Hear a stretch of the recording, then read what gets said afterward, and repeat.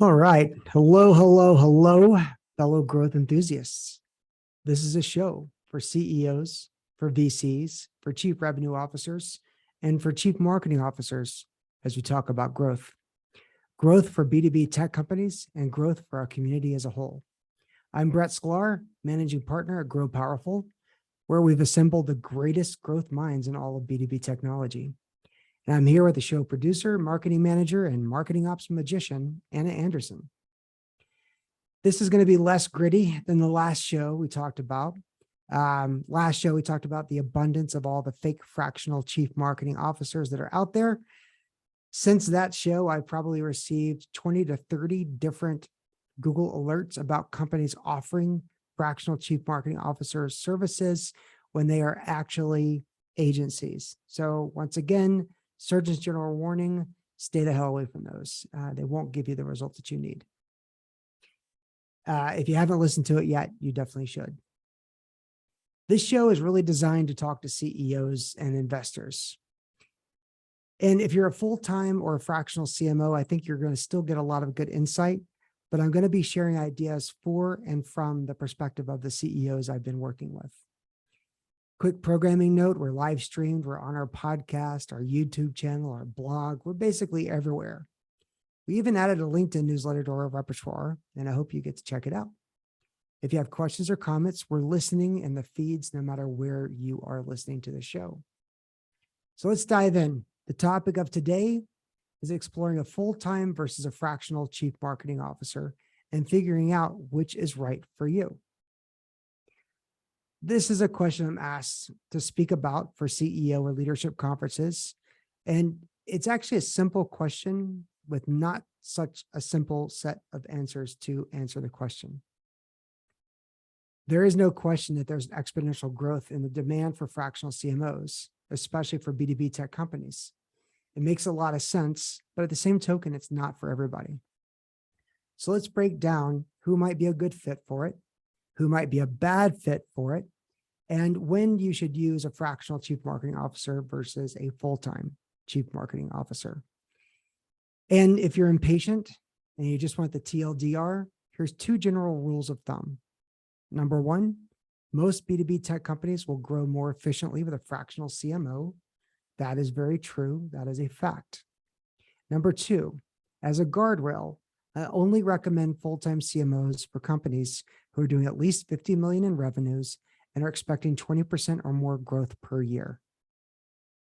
So let's dive into who is a good fit for a full-time CMO. But first, I thought I'd share a story that I hear all too often in my conversations with CEOs. And this actually happens a lot with companies who are smaller than $50 million and may have been told by someone, maybe somebody on their board, maybe an investor, maybe a friend or a peer. They told the CEO they need to hire a CMO. If you're going to grow, if you're going to scale, get a CMO. This is especially the case in SaaS companies and those who are trying to deploy some type of product-led growth where they believe that the product and a well-executed marketing strategy can do more than what an entire leadership team can do. So then they hire the CMO. The CMO is highly recommended, may have come from a larger company and helped that company grow, has earned their ego, and is coming in with big, grand, and brandtastic ideas. The idea versus the reality, though, is quite different. The CMO and their big ideas of branding and world domination through a clever campaign is quickly replaced with the need for better sales enablement tools. The CMO and their grand vision of a killer brand are pulled away and asked to use the budget for hiring SDRs, or sales development reps, lead generation specialists, and other tactical programs, with the promise that the big brand budget will come as soon as the sales pipeline problem is fixed. No one is happy, and the results show it. This is probably a very good reason why in 2019, the average lifespan of a CMO was about 19 months.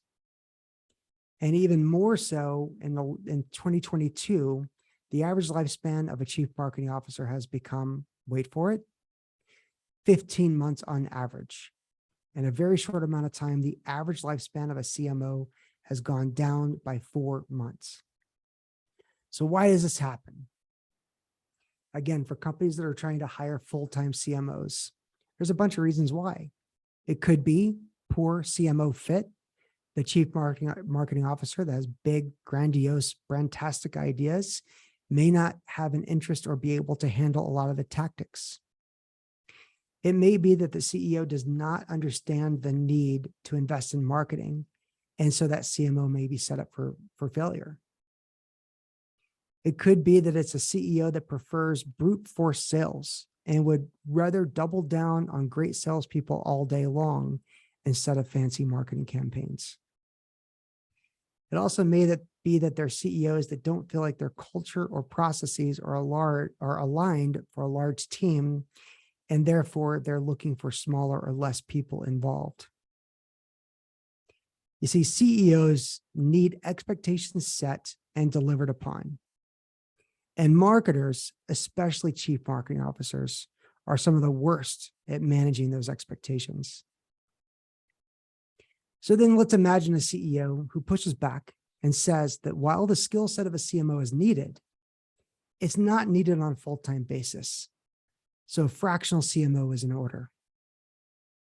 The company can get a more proven and battle-tested CMO at a fraction of the cost and is only used as needed instead of locked into a full-time basis. You may not know this, but most marketers, we actually go into marketing instead of sales or instead of development or instead of finance because we really love to chase the new, fresh, interesting ideas. We love to embrace our inability to stay focused on one topic for a long time. And having one of us focus on one company, one product, and one thing full time is kind of like the Antichrist for chief marketing officer. So it is actually a better alignment of a fractional CMO to actually work on multiple companies, work on multiple endeavors, and give a lot of their attention to one company for a period of time before they can context switch and go to another type of client engagement. It's just a lot more fun, and it's how we are wired and how we desire to do things. So when you use a fractional CMO, and I'm talking to you CEOs and investors, when you use a fractional CMO, there's a lot less ego brought to the table. And that ego is replaced with confidence. There's no longer the interdepartmental battles that happens in B2B technology companies of sales versus marketing. The work is the focus. Everybody wins. So, who is a good fit for a full-time CMO? Well, if you're a company doing more than $50 million in revenue, has a solid brand, has identified what marketing programs work, your pipeline process is dialed, and you really just need to scale, optimize, and focus in on marketing operations, then you need a full-time CMO. So let's dive into each of those. Why $50 million? Well, in my experience, companies that are less than $50 million who are still trying to are the ones who are still trying to figure out how do we scale our growth. And a full-time CMO for a company that's $50 million or more has a lot of that figured out. And they know the type of chief marketing officer that they need or the right type of marketing leadership that they need. Anything less than that, and it's a lot of guesswork. Why do you need to have a solid brand to bring in a full-time CMO? Well, like I said, CMOs like to do bright, shiny object type things. We like to try out more stuff. If you've got a solid brand, it really does force the CMO to focus on marketing operations and marketing scalability. Why is it that they already have to have identified the right marketing programs? Well, a CMO that's really designed for a $50 million plus company has the ability to take existing marketing programs and double down on them and make them bigger, faster, and stronger, which is what a company in the 50 million plus range needs. So then why does the company need to have a solid pipeline process in place already? Because if you bring in a full-time CMO and they are operations driven and they are results driven, which they should be, then they should not be trying to figure out how to build a sales pipeline with the head of sales and the head of marketing together. It should be figured out. And there is a lot of room for improvement and enhancement, but there should already be some type of solid sales pipeline in place. So then why is a full-time CMO just for the companies who want to scale, optimize, and focus on marketing ops? Well, it's really a personality fit. The CMOs that want to help develop a brand, that want to do a lot of the exciting things to start from zero, to build things from the ground up, they're not going to do well at the companies that need more focus, more operations, more optimization. It's just a personality fit issue. And in my mind, everybody else is a great fit for a fractional CMO. And it's really something that you should look into. Now, that's the end. That's the main point of my topic. That's what I wanted to cover, as sort of the mindset and the thoughts and examples of full-time CMOs versus fractional CMOs. So if you've enjoyed this, great, we'll let you go. If you want us to answer the question of how to find a fractional CMO, then I'm going to talk to you about what we do, because what we do, I believe, I truly feel, is better than anybody else out there at finding fractional CMOs for emerging B2B technology companies.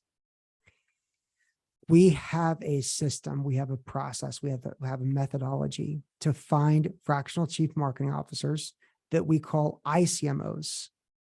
And we find people that have operational experience as a full-time CMO for emerging tech companies, not only have a great track record, but they've had at least one strong and solid successful exit under their belt.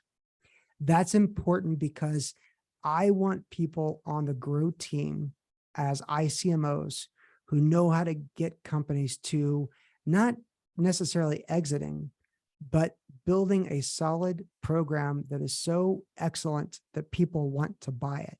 Whether the leadership, the investors want to sell it or not, that's another thing. Our ICMOs have been battle tested to know how to weave between the strategy and the tactics and to give you something to show for it. And that is incredibly important.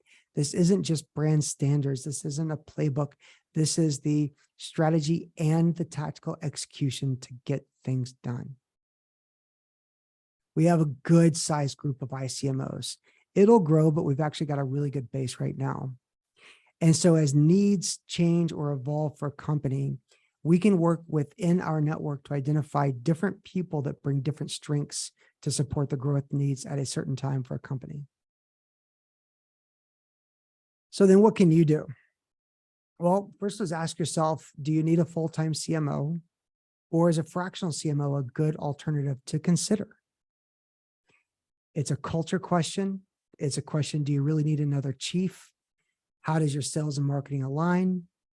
Can you get by with a fractional leader? Right now is the best time to have a fractional chief marketing officer.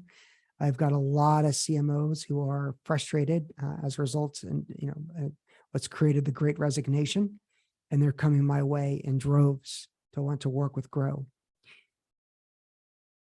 Also, it's important to understand, are you a sales or a market or a product-driven company?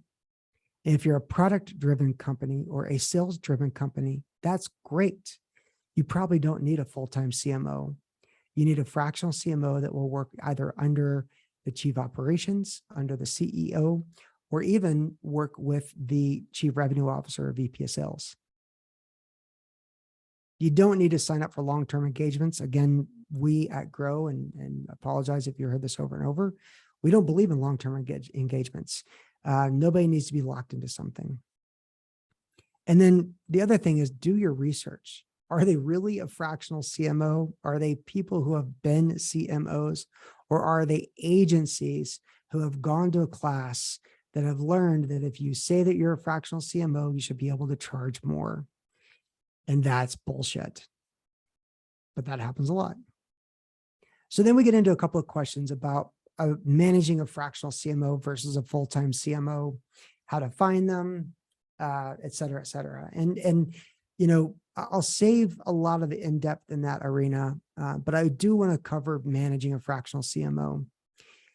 In my experience, the fractional CMOs who have had great success with their clients is when the fractional CMO acts more as the consigliere that also can handle operations, meaning somebody that can look at your business just as much as being inside of your business, that works with other members of the leadership team, as well as with the CEO, and knows how to manage resources, whether those resources are internal or external to your company.